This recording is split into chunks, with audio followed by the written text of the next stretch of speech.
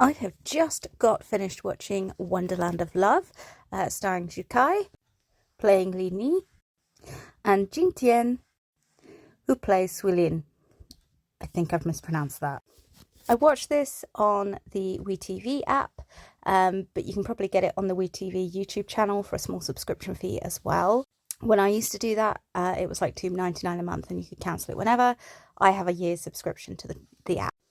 It was the max of episodes, so 40 episodes, and each episode was roughly between 44 to 58 minutes long. So on the old school length of episode format.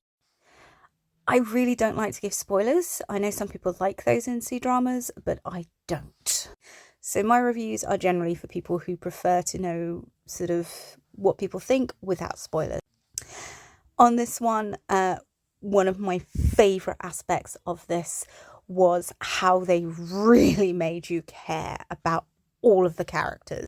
And I'm not just talking the main characters, I'm also talking like lesser characters, sort of side characters and so on.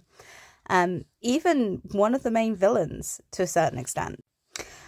I cried pretty much for an entire episode in this one, so I do suggest that you keep your tissue boxes handy whilst watching this, only because of how well they've built the relationship between the viewer and the characters.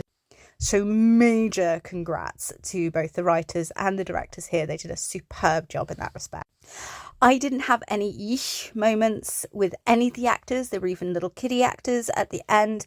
They were adorable. They were very tiny and they had a very, very small part, likely because they were very tiny. So, there wasn't much to sort of really critique. The costumes, as always, were brilliant. They knew when to be understated. They knew when to really go to town on the regal and so on. It really felt real. We even had a guest appearance from Yu Ning, and that took me to my happy place because he's always a great actor. There is some wuxia, so a little bit of flying around if you squint in this, but it is mostly sort of relatively true to life. There's even a bit where they sort of pretend there's some Zanzia going in, like magic, but they do explain that it's all smoke and mirrors. So if you want something with a lot of action, but also don't like all the flying around stuff in the pure blue wuxia and the inner strength stuff, then this is probably going to be for you. It's also got a lot of court intrigue.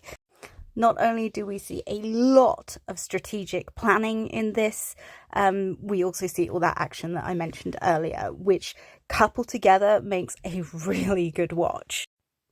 There are some misunderstandings, one of which I'm not overly sure I agreed with.